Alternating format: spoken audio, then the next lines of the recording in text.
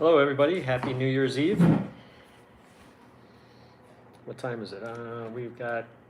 It's 2 o'clock, so we've got 10 hours until next year. Yeah, are you ready? Yeah, I'll be in bed. We're not going out tonight. I don't think we are. We'll see what my wife ends up wanting to do. She likes to go out. Next year. We yeah, will. are you ready? We're going to brunch tomorrow morning with some friends. We really enjoy it. It's not a buffet or anything. It's a bunch of small plates, and you can just pick off the menu whatever you want. They bring you the small plates. It's pretty nice. We've been there before. So that's what we're doing. We didn't do much for Christmas. We just hung out around here, and we went to our neighbor's house for just a gathering of friends and people, and had food and that kind of thing. We didn't travel or go anywhere. No, we enjoyed the freezing cold here in Key West. I know the rest of the world was extremely cold, but we were cold for Key West. So, yeah, it was 50, 25, 30 miles per hour, wind, rain, cloudy. It was not nice. For like 3 days, which is, It was long. yeah, for Yeah. Key West is long. So, but how about giving the weather report for today? Oh, tell them about it. Sunny, probably, well, it's slightly overcast right now, but pretty sunny. It's warm out. It's probably almost 80, I would say, and it's humid. Not a lot of wind. I don't know if you can see the water. It's pretty calm. Yeah, so another beautiful Key West day. Yeah, beautiful. It's actually feels like summer, so that's pretty nice. So why don't we talk a little bit about us? Our last live was a little bit of a beginner's challenge. So we thought we would meet with you again today and kind of start fresh to give you some insight on who we are and what we do every day, and how we like to kid around about how we're kind of like managing chaos all the time, it seems like, and trying to keep our head above water. So you want to start? Sure. Yeah, like she said, it's like juggling, only it's boats and clients that you're juggling, trying to keep everybody happy and keep everything running and ready. So, what you just want me to recap what we've been working on lately and that kind of thing? Yeah, sure. Okay. Yeah. Well, we finished a big install on how many feet is it? 28 Pursuit. We put in, it's called a Rodan GPS anchor trolling motor. And what it is it's a big trolling motor, and you mount it on the bow, and you have a remote control, and you can hit, it's so you don't have to anchor. You can hit the A button on the remote, and the motor will keep you in that location, maybe within 5-foot radius, maybe 10 feet. It depends on the GPS signal at the time. But it was a lot of work. We had to put in a different battery charger because the charger, well, first off, let's back up. A little less detail. Okay, we mounted the motor. We had to put in a lithium-ion battery, put in a 36-volt, 72 amp-hour lithium-ion battery, and then we had to put in a charger that charges both 12-volt and 36-volt. So we got that all in. It's working. So the client's coming in on the 2nd. I'll have to go over there and show him how to use it. Then on a 72 Marquee, we started one of the generators. It's got 2 generators. One of them faulted out, and we came to find that the saltwater riser had rotted out, and it spilled salt water all over the starter, some of the other electrical components. So we have got that kind of taken apart, and we are trying to locate parts for that right now. And in the meantime, we also started putting in freshwater flush fittings into the boat. So it's got 2 generators and 2 engines, and what that'll do is at the end of the day or the end of the trip or whatever, we can take and hook directly to the plumbing fitting You pull the plug out, put a different plug in there, and you hook a hose up to it, and you can turn the fresh water on and flush the engines and get all that salt water off. And I've done it on other boats in years past, and it really makes a big difference with the salt water, getting that flushed out of there. So we started work on that. It's quite a bit of work also. And those were the two big jobs this week. And then we also had some electrical calls on alternators not working. We had some air conditioning calls. Hey, can you guys hear us? Let us know in the comments below if you can hear us. Yeah. This week was actually challenging when we were shooting the video for the trolling motor because the wind was so bad, and of course our cameras with the wind causes some challenges. It also caused some challenges for a big 61-foot Viking that we did a bottom job on. The wind was just like 25 miles per hour, and you know, cameras and audio pick up all of that noise. So we're doing the best that we can with editing those here coming up when we post them in the next week or so. You know, so we have our Rode mics that we stick on us, and you know, we're hoping for the best with the audio. And I see that 3 of you are watching us. Can you hear us okay?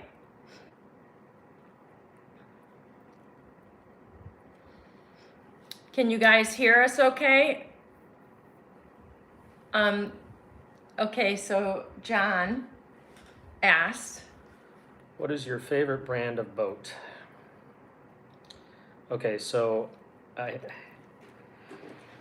thank you, John. yeah, thanks. That's a great question. I would say if I was in the market for a boat, it's just me and my wife, I would probably look at a Viking 55 Express Sportfish. I really like them, and Viking I think is probably the best thing going these days. But I do have just a general rule of thumb that I tell my clients, and some of them listen and some of them unfortunately don't. But I always tell them, if you're in America, buy an American-made boat. I have some clients that have European boats, and it just makes everything so much harder as far as part support, getting, you know, wiring schematics, or getting help, period. You know, I mean, I don't know, well, I do know because I've been there, but the work ethic in Europe, in certain parts of Europe, is different than America.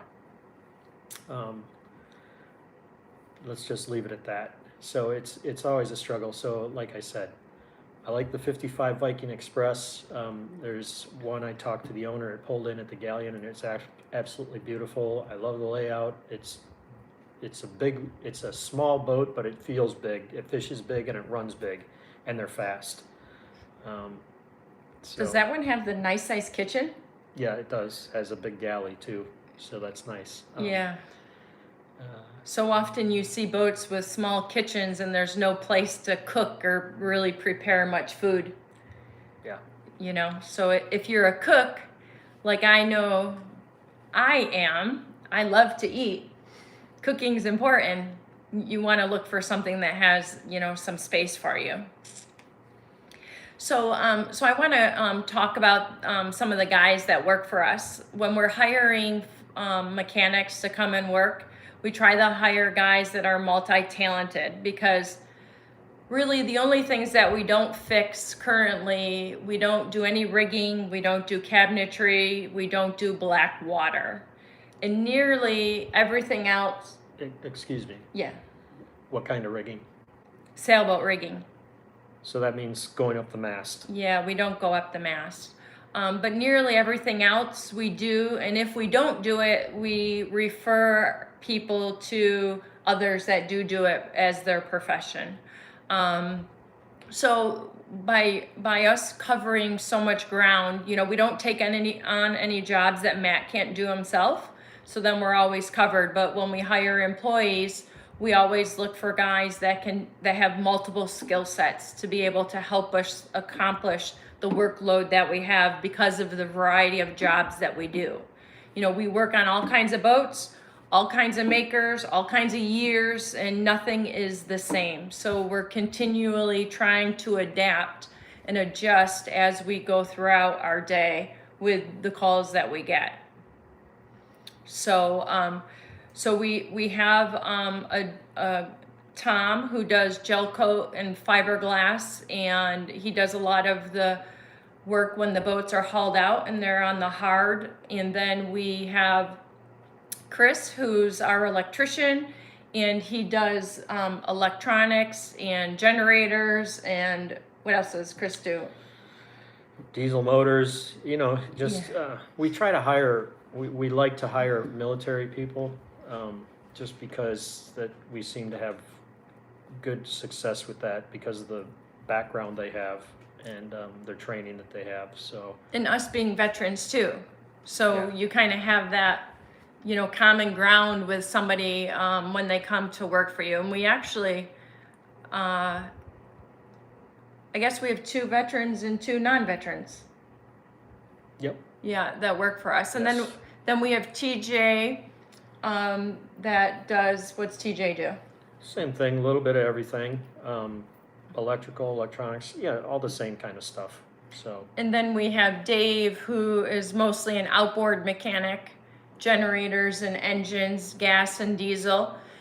And so, you know, these guys do a great job. You know, Matt and I have the utmost of integrity, and to us, number one thing is our reputation when we're down on the docks.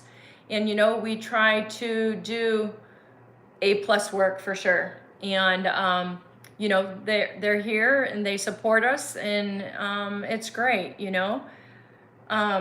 We also, when hiring, we used to have, right now, the other job I forgot to mention was that we do a lot of air conditioning and we do a lot of refrigeration type work, and that now has come on Matt because the gentleman that used to work for us, he's no longer with us. So we do a lot of that kind of work as well, which if you know anything about air conditioning, it's in engine rooms in small cramped spaces, and sometimes it's extremely difficult for us to have our camera in there watching Matt's every move. So Okay, we have a question. okay. Let's see, we have a 28 Express with a Westerbeek 3 point, what is that? 5 Jenny. Gas Jenny, the belt broke, which is on the bottom of the generator. Do you guys have any experience with that issue?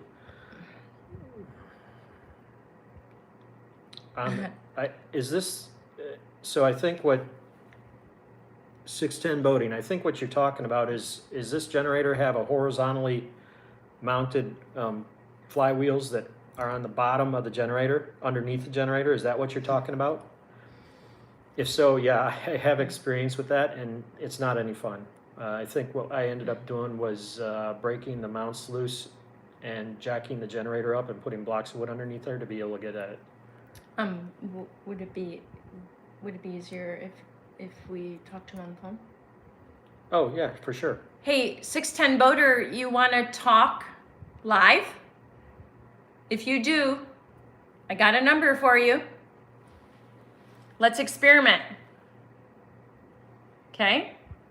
Then it's easier for us and easier for you too, and then all the listeners can hear you.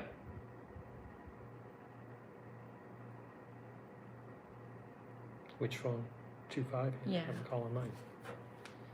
Call right away. Let us know that you're calling. All right, and then I'm sorry to interrupt you, but I didn't want to lose the questions as I scroll through. So, Sure. You guys are awesome. Love your videos and your work ethic. Thank you, Todd. Appreciate that. That's Thanks for great. checking in, John. Appreciate you. Yeah. So yeah, Todd, thank you so much. I appreciate the comments. 610, are you calling? Scroll up. What's that say on the bottom?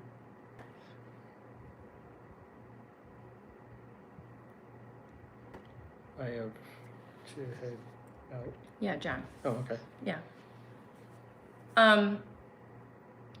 Okay, so he's not calling yet, so maybe Okay, he's busy. Anyways, we want to give you guys the opportunity to call us during our live streams, because sometimes when you're talking about mechanic stuff going back and forth, it can get a little bit confusing. And so we thought to offer the capability of talking. Okay, put him on speaker. Hey, this is Matt. How are you? Okay, we've got you on speaker. So why don't you tell me a little bit about your generator and what's going on? So we picked the boat up in Georgia and brought it up here to Chesapeake Bay. Brought it over with my son on the water, and the first day the generator stopped producing power. So we hit Marina's on the way up, so it was no big deal. We just plugged it in. But when we got up here, I started kind of investigating and Googling and getting on different sites. It's a Regal 28 Express, and it sounds like a pretty common problem where the belt on these generators are underneath of it. And I don't know if this thing's got to be, if the motor's got to be pulled out to get this thing out, but.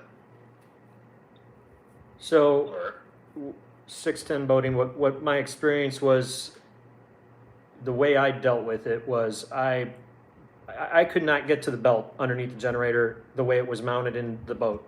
I've done, I think, 2 of them in the past, and both times I ended up breaking the mounts loose from the boat, which is not always easy, and of course everything's usually corroded. And I ended up taking a small jack and lifting the generator up, and then putting blocks of wood underneath the generator to hold it up. And so I got it up. I think I had a 4x4 and a 2x4, so I had about 6 inches of clearance, and I was able to get under there and change that out. Even at that point, I remember that getting the belt off, I think the pulleys were all corroded, and I ended up having to change the pulleys and trying to get them out. It was difficult, but we have done it in the past. But depending on location and access of your boat and your generator, it may have to be pulled out of the boat. Yeah, Yeah. It doesn't sound like a good time. Yeah, and we had to do that for another one too. Yeah.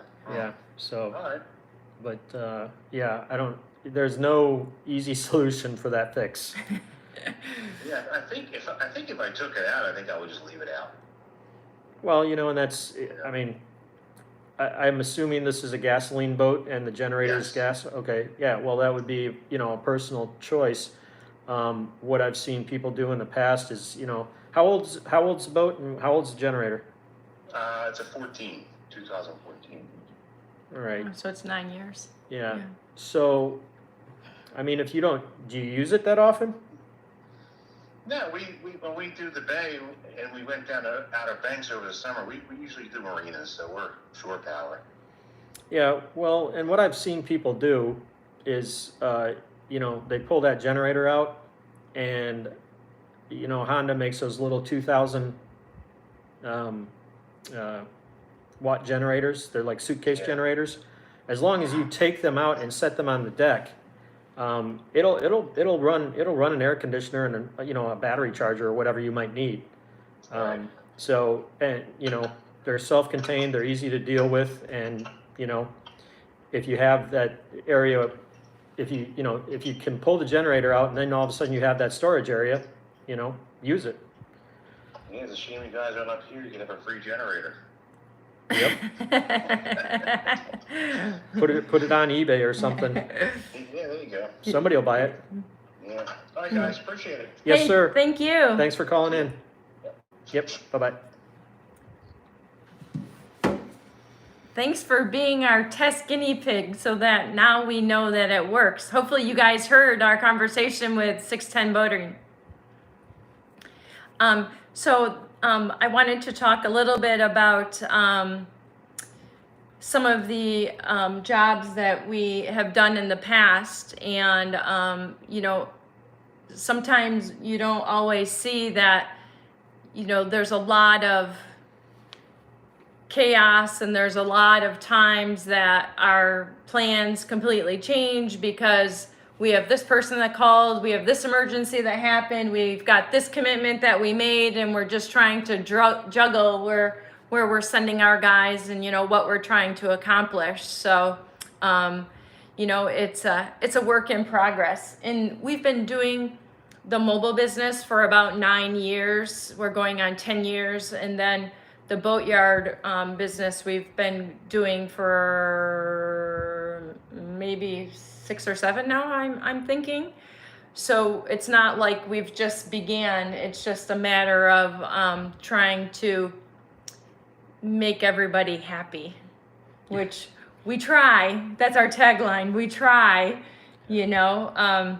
Matt's always trying to make everybody happy. So what kind of other questions do you have for us that we can go over? It's New Year's Day. Thank you so much for being here. Or New Year's Eve Day. Yeah, There New you Year's go. Eve Day. Excuse me. Thank you so much for being here. I want to talk about the project boat. Oh, okay, yeah, talk about the project boat, yeah. So we Yes, James, we're still live, yes. um, Thanks for coming, James. so we decided that not that we necessarily want to own another boat because we really don't use them, but we decided to get one, and we're not buying a new boat. We're gonna buy an old hull, and we're gonna refurbish it and make it like brand new, actually better than brand new. So we've talked to our guys. They're excited. They want to work on it. I know it's not an income producing job, at least not in the beginning, but it would also be nice to have that at the shop, at the yard, where if, you know, I don't have a certain job that I can plug a guy into, I can plug him into that, because we found a hull. Well, first we found 2 Mako hulls. One we found by accident, one we found on Facebook or something, and we went to look at it, and it was way too far gone. It would have been like rebuilding from scratch. So we didn't pick that one up, but then I was talking to a buddy of mine that owns a outboard shop here in town, and he's happened to mention that, hey, I've got a 1996 Mako 22-foot hull, and he says it's in really good shape. So he said, I'm going out of town on vacation for the holidays, but come on over to the shop. He told me where it is. We went over, we looked at it, and I have talked to Juan, and it looks like we're gonna hook up when we get back. We're gonna buy the hull. I already talked to, we also went and looked at a couple of used trailers here in Key West, and trying to find good trailers in Key West is not ideal. So I talked to, I think it's American Trailer up in Hialeah, and got the owner on the line, and they already have plans for us to get, we're just gonna get a single axle trailer, but it's gonna be a heavy duty trailer with a heavy duty axle. And that should, he's gonna, once I close the deal on the haul and I lock that in, then I'll call him, give him a deposit for the trailer. He'll build that, we'll get that down here, we'll get the Mako, put that on there, and then we'll move it to the shop. And then we will start stripping it down. And what we're gonna do is take the rub rails off, take everything off. There's no motors on it right now. We're going to, We did a video all about it, Yeah. just what we've seen so far. Maybe you guys have some ideas for what you would do to it if you saw that video. The $4,500 one was in much better condition than the $1,000 one. It was so funny when we went to look at the $1,000 one, we were scared to even step on the floor, so it was not in good condition. But that one came with the trailer, and the trailer I think was a little skeptical too. But the trailer, not skeptical, sketchy. Yeah, the trailer was probably the best part about the boat. Yeah. I was like, oh no, this is more of a project than what I want to get involved in. Yeah. So we're gonna, sand the whole thing down. We're gonna strip everything off, take all the chrome off, everything's coming off. We'll take the center console out, we'll open it up, we'll open the deck up. It has removable floor deck, and we'll check the tank. The tank seems solid so far, the transom seems solid. I'll decide then, am I gonna gel coat it or am I gonna paint it? I'm leaning towards paint, probably all grip, which is an epoxy paint that we've used before and had good luck with, and we like it. It's really durable. And as far as the electronics, we'll probably put Garmin in there because that's pretty much my favorite brand. And we will put the center console back in it and rig all those electronics. James says that you need to install a T-top. I'm coming to that. We are going to put a T-top with a rocket launcher and rod holders. Yeah, I'll probably do just a canvas T-top, just get an aluminum frame made and mount that on there. And then for power, what I'd really like to do is the hull is rated for 225 horsepower. So we could put one big, I'm leaning towards a Suzuki just because of the warranty and the reputation.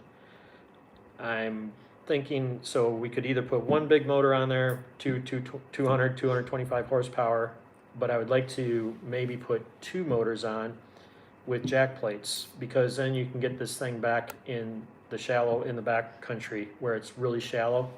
You really need to have jack plates when you're running back there. And the reason, having two motors instead of one, the redundancy gives you some security.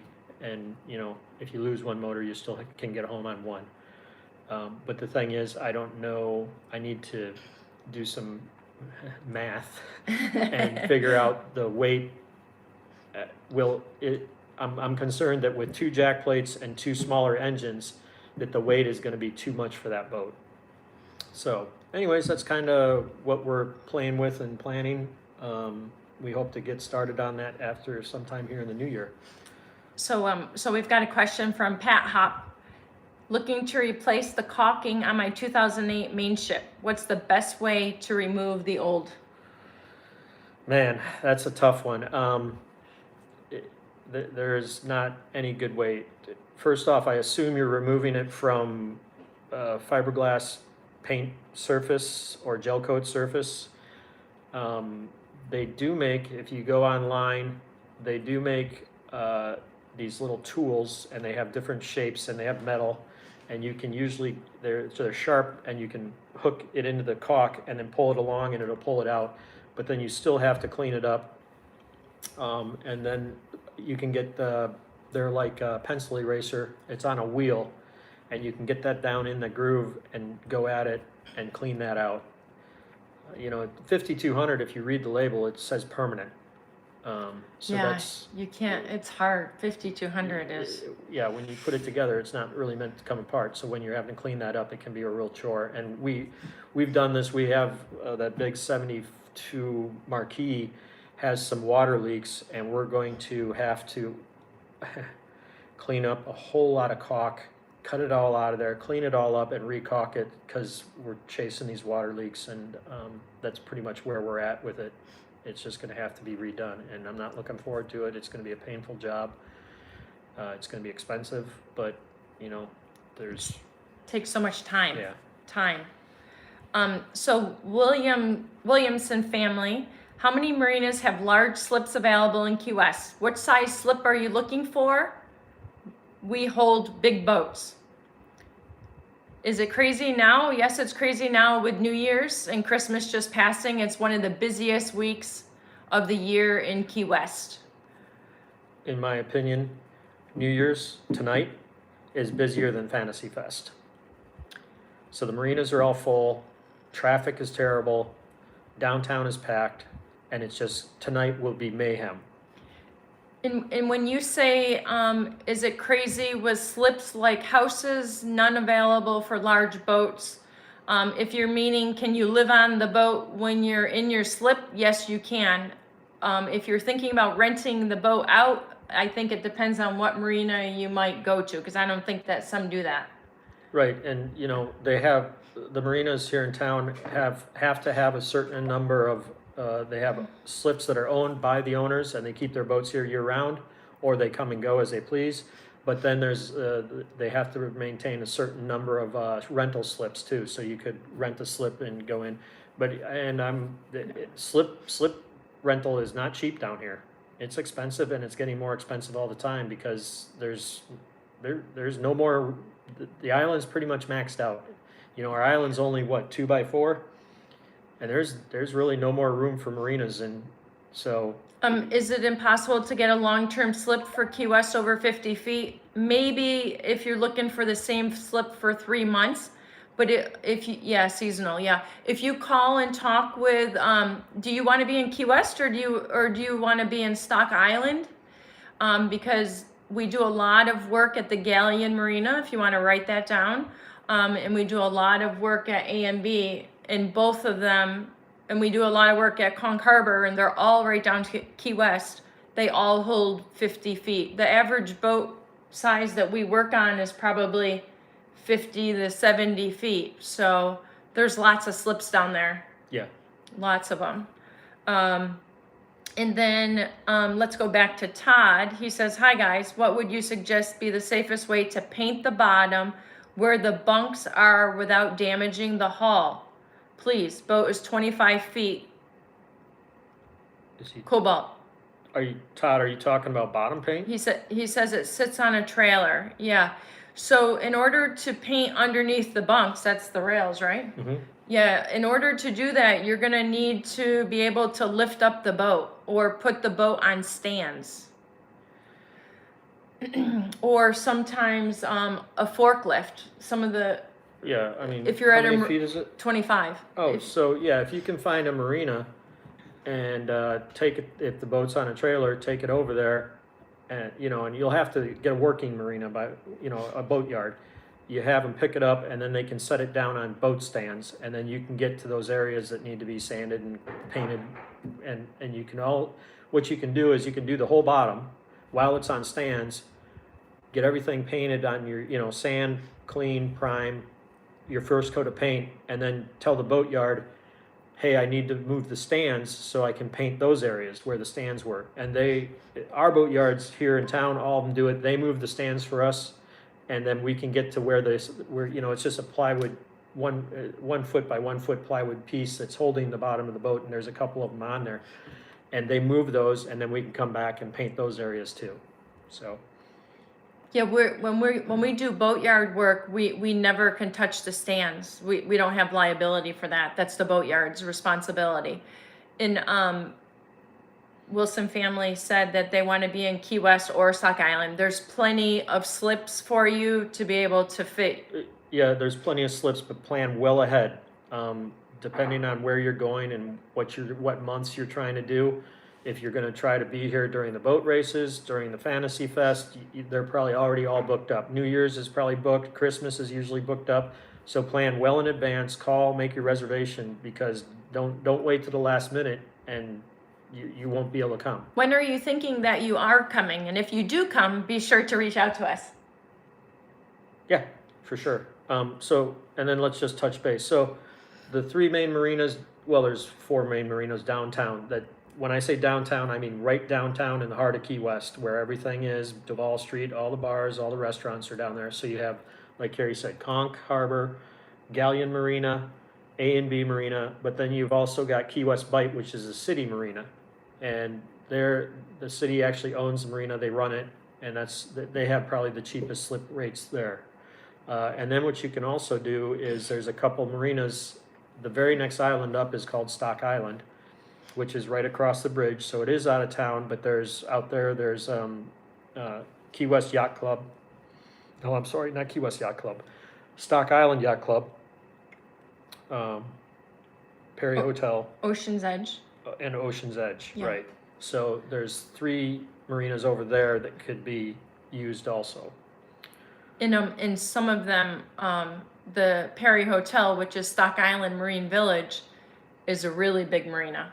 Yep, and they have really nice amenities there, and most of all those places out there on Stock Island, well, at least 2 of them that I know of, have shuttles that run back and forth almost continuously all day long to transport back and forth from Stock Island to downtown Key West, so you're not stuck over there on Stock Island. So, so does anybody else have any other questions for us?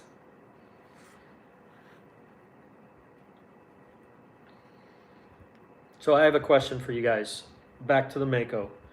If anybody has experience with the weight on the back of the boat. So like I said, one 225 horsepower motor weighs less than 2 115 horsepower motors. So that's my main thing is, I want to have 2 motors, but the 2 motors are going to weigh more by a couple hundred pounds at least. plus the extra weight of the jack plate, that's not that much, but still. If anybody out there has experience with that, please reach out to me so I can, pick your brain and, I have my own thoughts on that, and I know there's some math you can do and formulas and stuff like that to help figure it out, so. And hey Todd, I want to go back to your question about the bottom paint. I'm not sure if you're in freshwater or saltwater, but make sure that you use a bottom paint that is good for a boat that's on a trailer. Okay. So what else do you want to talk about? We talked about our small spaces that you work in. Yep. And someone want to talk about our hobbies? Sure. So okay, have you seen many electric propulsion systems yet? Yeah, actually, I have a client that has a green line boat, which again is European. So he actually had me over last week, and he had several issues, and I was able to address them all, but I am unable to get any parts out of Europe right now for the green line boat. So he has some switches that were corroded out. I am unable to source those at this time. His main shore power breakers, which are GFCIs, I am unable to get those. Those are on back order until further notice. The horn, they think the company that made the horn is out of business, which is problematic because of the way it's mounted. It's actually kind of built into the radar arch, kind of. It's hard to explain, but I'm unable to get that. And then he had some lights that are out, and it's not just the light bulb, it's the whole light fixture. It's a sealed unit, but again, they come from Europe, and so I contacted Green Line. I'm like, hey, I need this, and it took several emails back and forth, had to send them pictures, and can't get the parts. So I know what's wrong with it, but I can't fix it without the parts. So yes, but that is it's got a big, huge solar panel on the roof, and it's an electric drive. I mean, diesel backup. You can run the diesels to charge the batteries, and then the electric motors. That's how it's kind of like a locomotive. That's the same thing. A locomotive, they have diesel generators that power batteries and provide electricity to the drive motors. One thing Matt had mentioned something about parts, and parts is a continuous issue trying to get them still with whatever's going on in the world these days. Depending on what kind of parts it is, you can be waiting a long time. We have customers that are waiting 6 months for ice makers, refrigeration stuff, air conditioners. How long has that refrigerator been on order? I don't know. We're going to do a video about it, that we finally got it because the customer has been waiting so long to get it. But I'm thinking it's pushing 8 months. yeah, maybe. So parts, depending on what you're trying to do, can be difficult. And the thing is, with these parts, refrigerator, air conditioning, what they do now is they put you in the queue, and you have to have a deposit, so you have to give them the money, and if you decide to drop out, you can't get back in the queue where you were. You have to go all the way back to the end. So once you get in the queue, you're pretty much kind of committed until it comes in. And they don't, they say the estimated delivery date is this, but I'm telling you, so many of the times it just happened. I had parts that were supposed to be here mid-December, and now they said, oh, it's going to be mid-January, and now it's one of them slid till January 20th, and it just keeps snowballing and rolling downhill. And so yeah, I spend a lot more time than I did a few years back chasing parts and trying to find parts. I mean, it's just difficult, and actually it hurts our business because I have people come in and they're like, hey, the air conditioner is not working. I go troubleshoot it. If I can fix it, great, but if it needs to be replaced, they're like, well, can we get one? And I said, okay, let me make a phone call. And this just happened this last week. This guy wanted me to get an air conditioner and fix it on his boat, and I called, and they think maybe March, April timeframe. So, you know, now the guy's like, well, I'm leaving. And I'm like, well, what can I do? You know, I can't get it, so.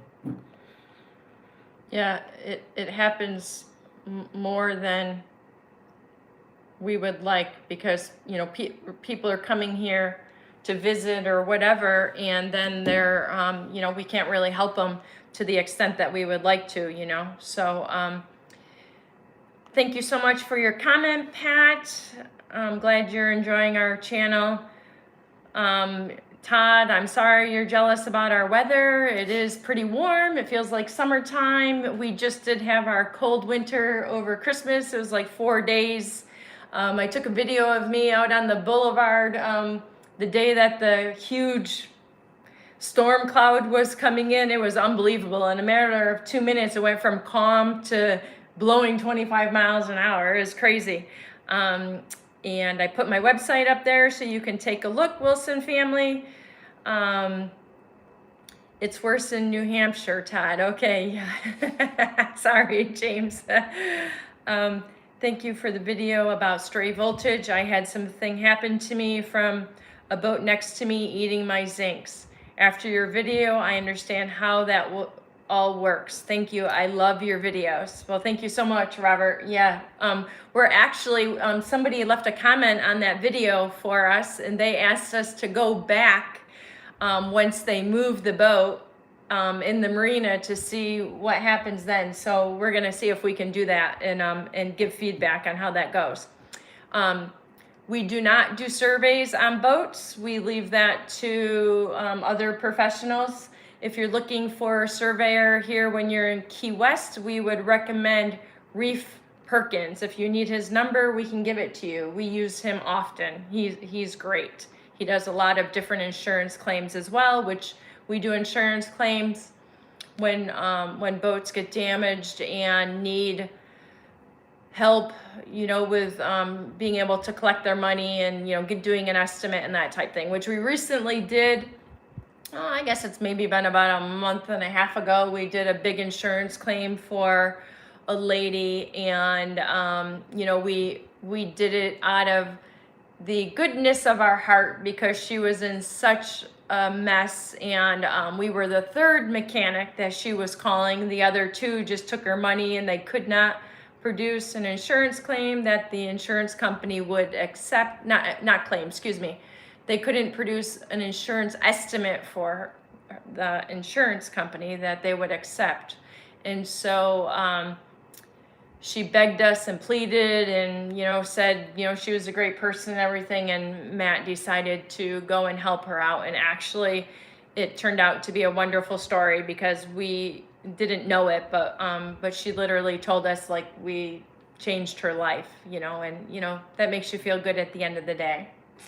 Yeah, so we did it, you know, Yeah. normally if I do an insurance estimate, it takes me hours and I usually charge for that, but she didn't have any money. And so we just decided to help her out and did it, and it turned out good. We ended up getting paid eventually, but yeah, it worked out, so. Yeah, Wilson family, thank you so much. We put our phone number in the chat earlier when we had 610 Boating call us, so our number's there. That's Matt's direct number. If you want to reach me, my number is the exact same, but it's 1924, not 1925. Okay, if you need it, I can tell you, it's 305-395-1924. And listen, we're not giving out our phone number. We're not here for business necessarily. We're here to support you guys that need help with your boats, since it's something that we do every day. And we are super excited. We're right around the corner from getting 1,000 subscribers. So Yeah. that's extremely nice. All right. Sebastian. What are the most common issues you see on 20 to 25 foot outboard boats that are maintenance related? So the number one thing I would say with outboard motors is people putting road gas in there. So that's ethanol gas. I don't know if you guys know this, but ethanol is an alcohol made out of corn, and it has an affinity for water. So if it's mixed in with the gasoline, it will absorb humidity. And well, we're in Key West, our humidity is always high here. So we get a lot of calls for people with water in their fuel tanks because they're using road gas.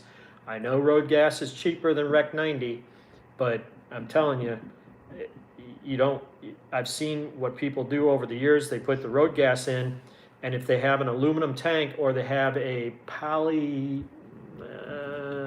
I can't remember the kind of plastics. It's I don't think it's polyurethane. Maybe it is. But the ethanol will break down the poly line inside of the tank, and it'll start to flake off, and that will get into the fuel system and clog everything up. Then if you have an aluminum tank or a steel tank, the water gets in there, it pools up in the bottom of the tank, and it starts corroding through, and next thing you know, and it does take years, but it does happen. Next thing you know, you're cutting the deck out of the boat because you got to pull the tank out and put a new tank in because all the corrosion in the bottom of the tank caused a pinhole leak, and it started leaking. The other thing we see a lot of is overheating, and that's mainly because people use their boats, and then when they put their boat up, they don't freshwater flush the motor, and the engine is hot, and the water evaporates from the salt water, but the salt remains, so it ends up in the water jacket, and it can be totally impacted. And then we're having to take that all apart, pull the thermostats out, clean everything out, we flush them, that kind of thing. So always, those are the two main things. Use Rec 90, use good gas, and flush your motor after use, and always do your recommended maintenance. Grease the grease fittings on the steering tube, the tilt trim, all that, and make sure after use you're rinsing that whole thing down with fresh water to get all the salt off. And one other thing I really like doing with outboard motors is I like to take the cowl off, that's the cover, and rinse that all down with, you can get the salt off or salt away adapters, rinse that all down, let that dry overnight or whatever, a couple days, and then come back, and they make this stuff called Corrosion X. And this is in salt water, by the way. You just hose the whole engine down with that Corrosion X, and then you put the cowl back on, and it really helps knock the corrosion off.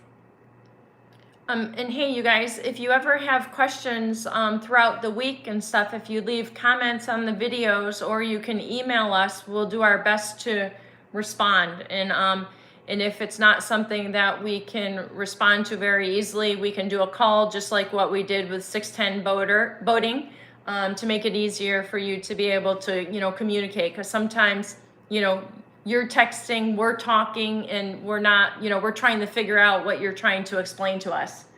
So, if you guys don't have any other questions, we could head on out. Anything that you want us to cover in upcoming videos, let us know, and we'll surely do that. Here recently, we're doing quite a bit of air conditioning. We've got one of our good customers, his pump went down. He already let us know today, and unfortunately we can't help him until later next week because we got to get the parts, and we have some other big projects coming up. So if you're all set, I hope you all have a happy New Year Eve tonight and tomorrow. Anything else you want to add? Have a good one. Everybody be safe tonight. It's going to be crazy. We're staying home where it's safe. So until next time, bye for now, guys. See you later.